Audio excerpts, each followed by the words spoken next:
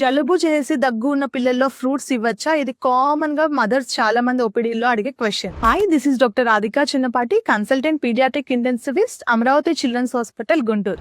Fruits కి జలుబుకి ఎటువంటి సంబంధం లేదు. జలుబు అన్నది మనకి యూజువల్లీ వైరస్ సీజన్ చేంజ్ వల్ల లేదా ఇంట్లో ఎవరికైనా కోల్డ్ కాఫ్ అంటే అది పిల్లలకి స్ప్రెడ్ అవడం జరుగుతుంది. అంతేకాని మీరు పెట్టే ఫ్రూట్స్ వల్ల జలుబు అన్నది రాదు.